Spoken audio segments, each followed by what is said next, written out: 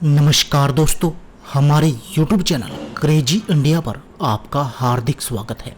आज मैं आपके लिए एक महत्वपूर्ण टॉपिक लेकर आया हूं, आपको स्वस्थ बनाने के विषय में, आपको बहुत सारी बीमारियों से बचाने के विषय में।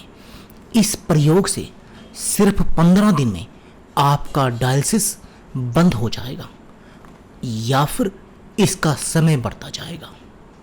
दोस्तों, क्या हो अगर आपकी किडनी 15 दिन में पुनर्जीवित हो जाए और आपका डायलिसिस जो हफ्ते में 1 बार या 2 बार या 3 बार भी हो रहा हो उसका टाइम बढ़ता जाए, और अगर आपको धीरे धीरे डायलिसिस से भी छुटकारा मिल जाए। दोस्तों, आज हम आपके लिए यही जानकारी लेकर आए हैं जिसके प्रयोग से आपका डायलिसिस रुक जाएगा। ब्रिटिश वैज्ञानिक द्वारा रॉयल लंदन हॉस्पिटल में की गई नई शोध से पता चला कि मीठा soda sodium bicarbonate chronic kidney disease CKD की प्रोग्रेस को कम कर सकता है और इसके साथ ही सीकेडी के मरीजों को डायलिसिस की प्रक्रिया से बचा सकता है। इस शोध को journal of American society of nephrology में प्रकाशित किया गया है। दोस्तों, इस स्टडी के अनुसार 134 मरीजों पर किया गया अध्ययन बताया गया है। इन सभी को एडवांस्ड सीकेडी थी, यानी क्रोनिक किडनी डिजीज थी। उनके शरीर में लो बाइकार्बोनेट का लेवल था। उनमें से एक ग्रुप को रोजाना दवाई में सोडियम बाइकार्बोनेट ही दिया गया। अब उस ग्रुप में किडनी फंक्शन में जो गिरावट आई थी वो बहुत कम हो गई और किडनी दोबारा से एक्टिवेट होने लग गई। डॉक्टर एसके हरिचर, जो कि रेनल हाइपरटेंशन ट्रामा फ्लोरिडा में कार्यरत हैं, उन्होंने बाइकार्बोनेट और किडनी डिजीज पर काफ़ी समय से काम किया और उन्होंने अपने कार्य के दौरान ये पाया कि बाइकार्बोनेट के इस्तेमाल से किडनी रोगियों में डायलिसिस की ज़रूरत में काफ़ी हद तक रोका जा सकता है। उन्होंने तो यहाँ तक बता दिया कि किडनी रोगी जो डायलिसिस की स्थिति पर हैं उनको भी सामान्य स्थिति में लाया जा सकता है। जॉन, जो कि एक डायलिसिस टेक्नीशियन था, उनके ही हॉस्पिटल में था। उनको 2 साल से डायलिसिस हो रहा था क्योंकि वो किडनी फेलियर की समस्या से ग्रस्त था। जॉन के अनुसार जब उसने अपने पूरे इलाज के दौरान सोडियम बाइकार्बोनेट लेना शुरू किया तो उसकी किडनी सही ढंग से काम करने लग गई और उसको डायलिसिस की ज़रूरत नहीं पड़ी। अभी भी वो ये लगातार ले रहा है ताकि उसको दोबारा ये समस्या का सामना न करना पड़े। डॉक्टर एसके हरिचर बताते हैं कि सब लोगों को चाहे जॉन जितना लाभ न हो, फिर भी सोडियम बाइकार्बोनेट उनकी किडनी के अंदर काफ़ी अधिक परिवर्तन ला सकता है। अब जानते हैं किडनी डिजीज में कैसे काम करता है मीठा सोडा, यानी सोडियम बाइकार्बोनेट। सोडियम बाइकार्बोनेट अर्थात मीठा सोडा डायलिसिस करने के लिए जो सॉल्यूशन काम में लिया जाता है उसके अंदर इस्तेमाल किए जाने वाला बफर है।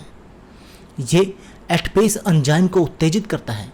ये एंजाइम एटीपी को एडीपी में बदलता है जिससे कोशिकाओं को ऊर्जा मिलती है, जिससे उनकी क्रियाविधि ठीक हो जाती है और ये कोशिकाओं के अंदर और बाहर सोडियम, पोटासियम, हाइड्रोजन के आदान प्रदान को नियंत्रित करता है।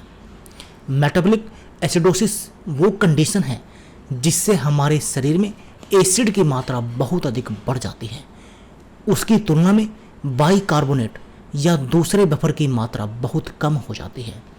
इसकी वजह से ये एसिड हमारी किडनी को डैमेज करना शुरू कर देता है क्योंकि कोशिकाओं के आसपास एसिडिक कंडीशन होने के कारण वहाँ पर ऑक्सीजन की सप्लाई भी धीरे धीरे कम होती जाती है, जिस कारण कोशिकाएं सही तरीके से काम नहीं कर पाती और धीरे धीरे नष्ट होना शुरू हो जाती हैं और यही आगे जाकर एकेडी एक्यूट किडनी डिजीज और सीकेडी क्रोनिक किडनी डिजीज का कारण बनती हैं।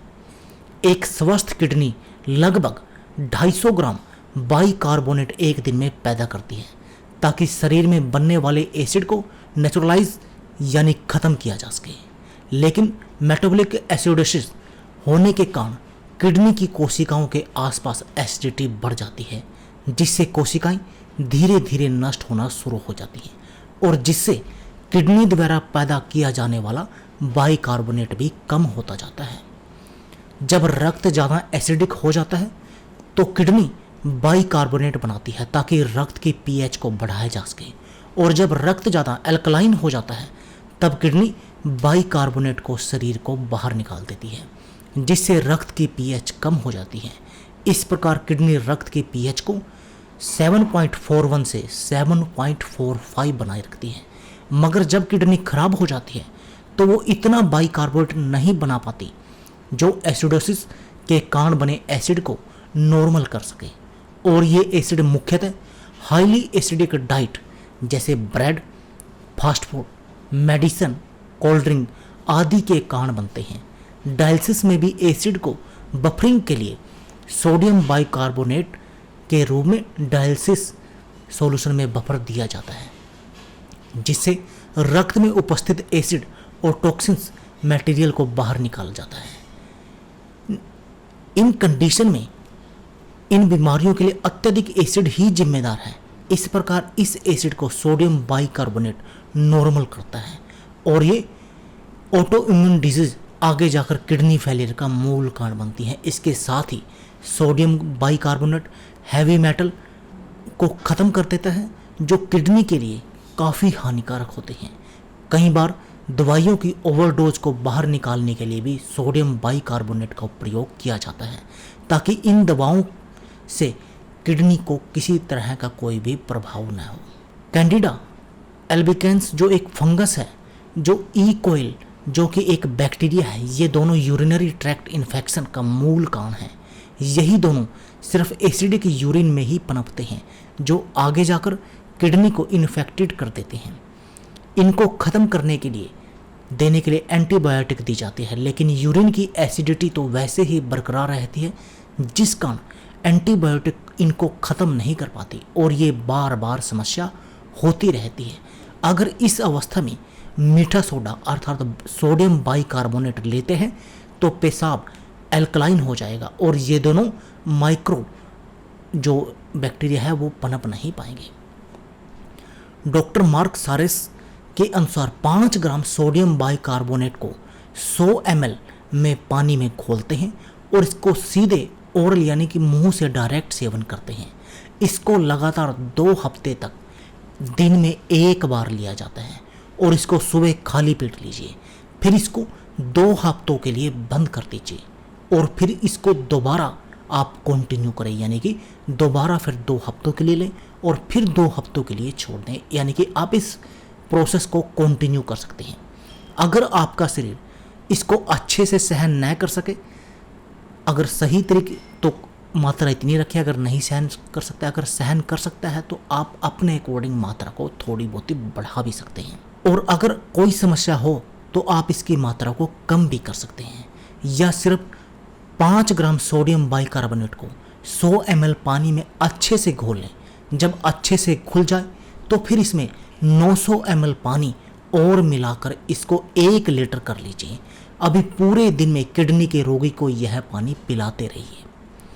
इसको आप अपने चल रहे इलाज के साथ भी कंटिन्यू कर सकते हैं, चाहे वो आपका गोखरू कांटे वाला प्रयोग चल रहा हो जो हमने पहले वीडियो बनाई थी, या कोई एलोपैथी चल रही हो।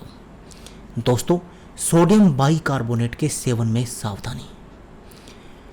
जिसको भी गैस की समस्या है, गैस के मरीज जिनके पेट में सूजन है, वो इसको लेने से परहेज करें, उनको इसको नहीं लेना चाहिए। जिन लोगों का सोडियम बढ़ा हुआ हो और साथ में ब्लड प्रेशर बढ़ा हुआ रहता हो, वो इसकी बहुत कम मात्रा में ही सेवन करें। अब जानते हैं बीपी के रोगी मीठे सोडे का सेवन कैसे करें। बीपी के रोगी सबसे पहले अपना बीपी सही करें। इसके लिए वो हर रोज 3 विटामिन सी की 500 mg की गोली लें। ये चूसने वाली गोली होती है, और आपका अगर गोखरू कांटे वाला काढ़ा चल रहा है तो आप उसमें 1 ग्राम सफरगंदा डालकर पिएं। इससे कुछ दिनों में आपका बीपी नॉर्मल होने लगेगा।